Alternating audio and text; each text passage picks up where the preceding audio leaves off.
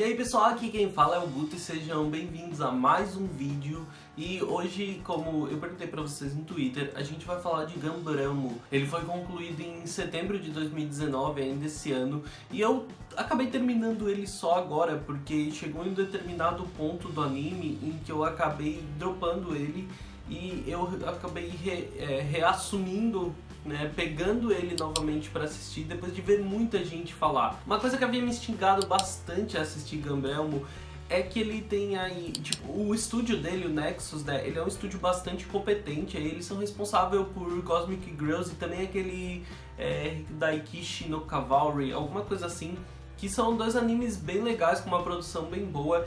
E o Masaharu, né, que é o diretor responsável pela produção geral do anime, ele também é diretor de vários filmes de Naruto Shippuden e também de Re:Zero. Então o cara, ele é bastante popular pelo trabalho competente, principalmente que ele fez com Re:Zero. Então isso me deixou bastante instigado em assistir Ganbreelmo, e só que o anime em si e a sua primeira metade não conseguiram me segurar apesar disso. A gente conhece a protagonista Mangetsu e ela num determinado dia ela é jogada em um mundo estranho onde robôs gigantes começam a lutar entre si, e ela vai conhecer a Shingetsu, uma menina que já tá atrelada a essa batalha, vai conhecer outras príncipes que são feiticeiras que lutam pelo título de feiticeira, que é o Magiaconatus, que é meio que uma estrutura gigante que armazena toda a magia do mundo, tá aguardando, e a vencedora dessa grande batalha onde 7 príncipes estão lutando vai ser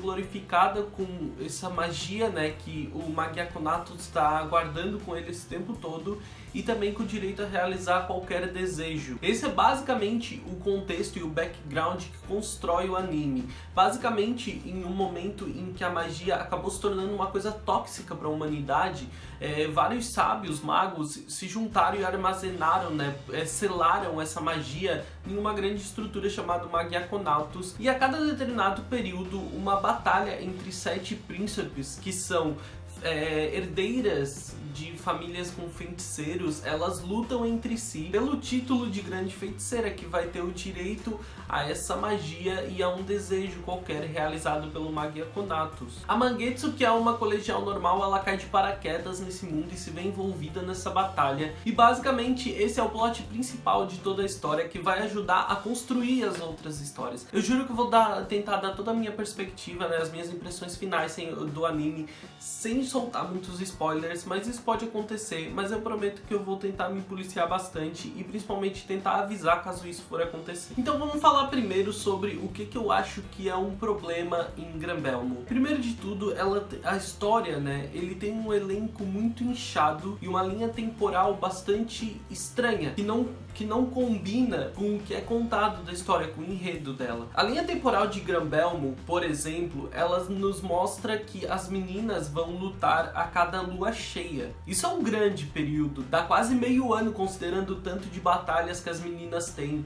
Então isso não funciona bem, porque tipo, a gente vai ver as meninas conversando sobre alguma coisa logo após uma batalha e continuando aquele mesmo assunto em um outro dia e iniciando uma nova batalha. Então a linha temporal nisso não funciona, e tipo, a gente também não entende como elas se envolvem entre elas durante esse período. Então todo esse período ele é descartado e deixa um buraco muito grande em todo o enredo pra mim. Eu acho que é um dos grandes problemas de Ganbreelmo é esse, porque tipo, eles poderiam ter no mínimo aproveitado esse período de alguma forma, alguns momentos mais slice of life entre as meninas, alguma coisa assim.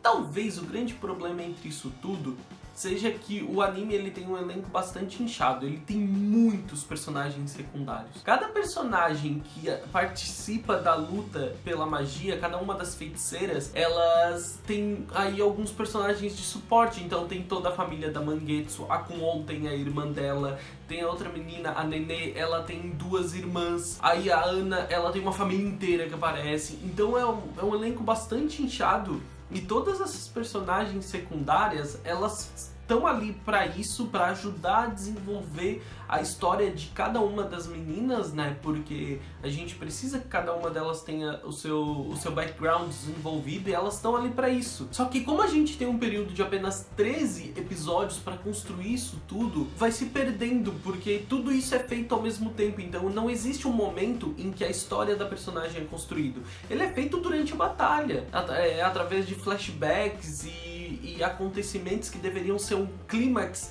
específico de um episódio, talvez um plot twist. Eles acabam fazendo isso tudo ao mesmo tempo. Então o plot twist acontece e daí que tu vai entender o background daquela personagem. O anime também ele parece se dividir em uma espécie de 2 arcos que não combinam bem. Porque no primeiro, né, quando tu começa a assistir, inclusive, a primeira impressão que tu tem nos primeiros episódios é essa, é de que existe uma vilã. Entre as feiticeiras existe uma vilã. E ela faz muito bem esse papel, né, de vilã genérica, por motivações genéricas, inclusive, até o momento, até, sei lá, metade do anime, quando isso muda drasticamente. A história dela muda drasticamente e ela vai acabar saindo, deixando de participar da batalha. Então, tipo, meio que fica... Nossa, eles passaram tanto trabalho construindo a história dessa personagem, tipo, motivações para a vilã, e ela é completamente esquecida da segunda metade do anime pra frente. O anime, ele se constrói com base em uma mistura de Mahou Shoujo com anime de mecha e tipo séries Fate, sabe?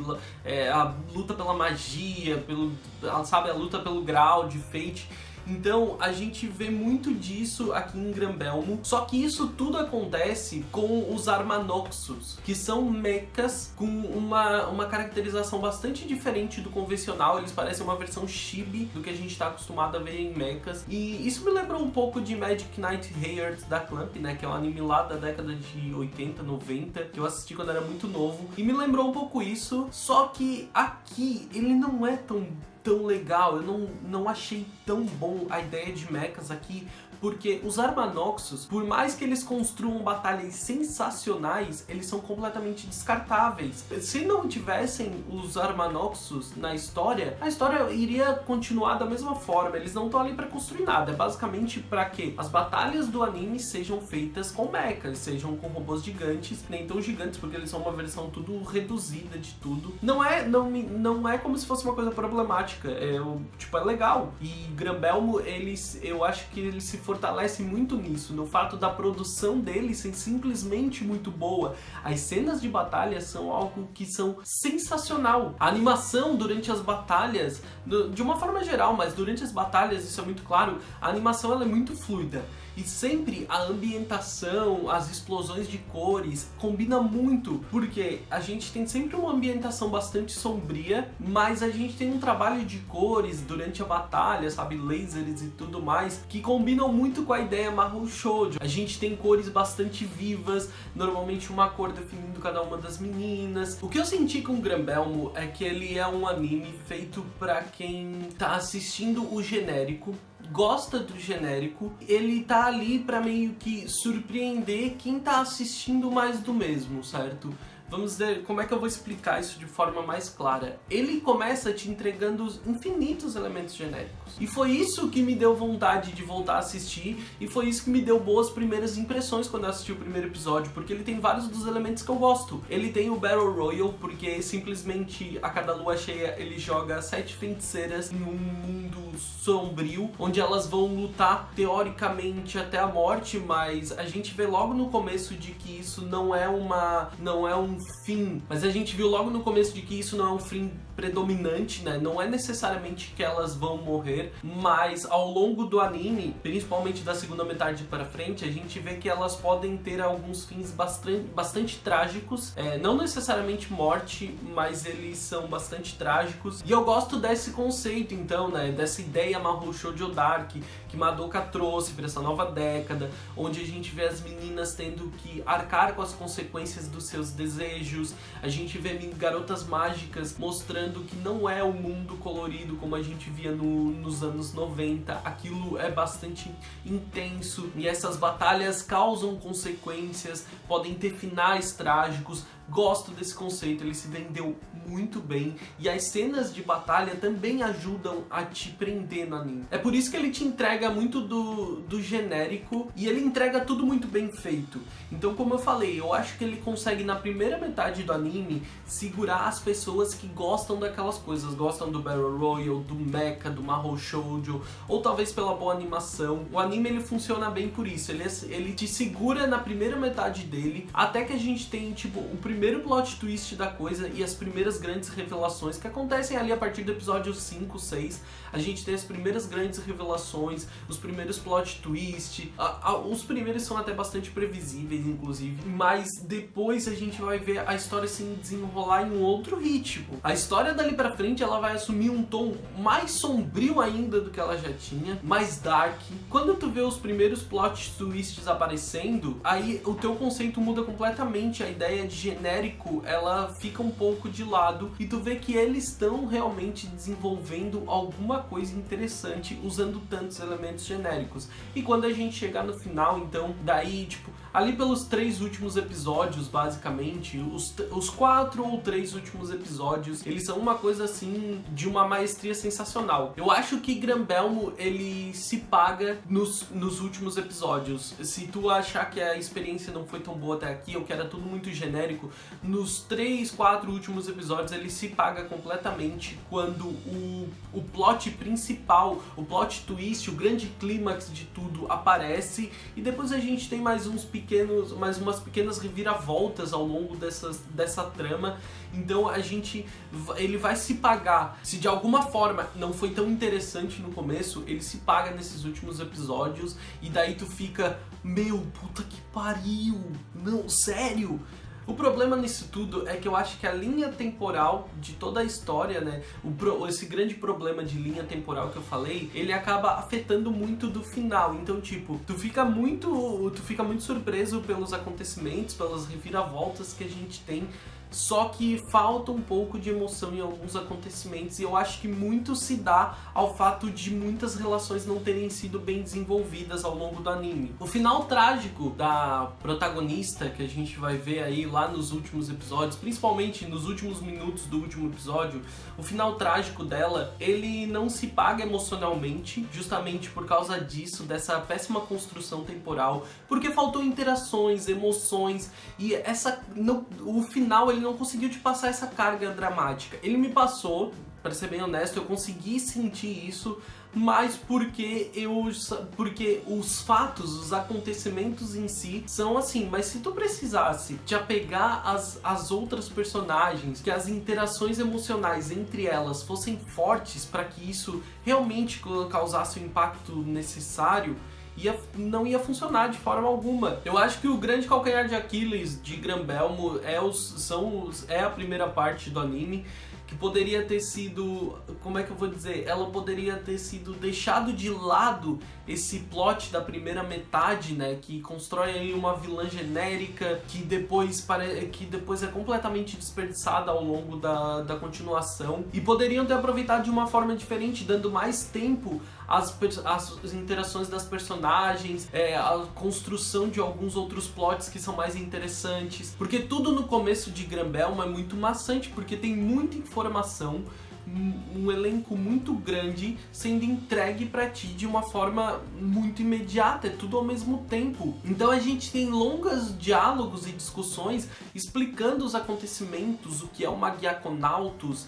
Isso vai acontecer até no final do anime, até nos últimos episódios isso continua acontecendo. São longos diálogos explicando e voltam a tocar naquela tecla de nossa, a humanidade selou a magia, não sei o que, e aquilo volta a ser trazido, e além da primeira metade de diálogos e interações muito intensas sobre isso, muito longas, e eu acho que esse ritmo do começo do anime, ele atrapalha um pouco a conclusão dele, mas não é como se tu perdesse toda a diversão ou que não valesse a pena, porque como eu disse, nos 3 ou 4 últimos episódios de Gumball, ele se paga completamente. Então é isso, eu espero que vocês tenham gostado do vídeo. Eu fiquei meio tenso de fazer esse vídeo, porque como eu queria evitar spoilers pra vocês, eu acabo me perdendo em alguns exemplos e algumas coisas. Eu tava pensando aqui, alguns exemplos que eu deixei de dar por causa disso, que eu poderia ter dado, mas eu acho que a experiência é melhor assim, a discussão fica melhor assim. Se você já assistiu Gumball, deixa aqui nos comentários a sua opinião, me diz aí o que você achou, né? Afinal,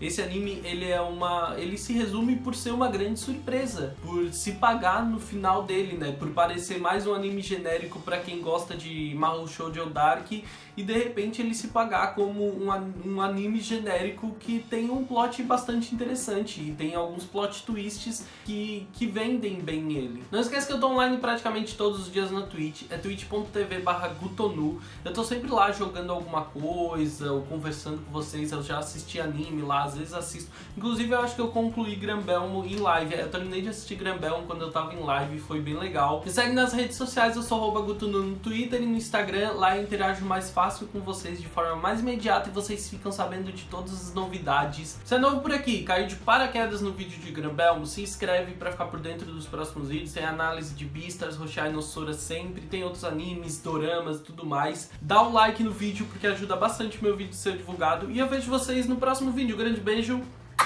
tchau, tchau!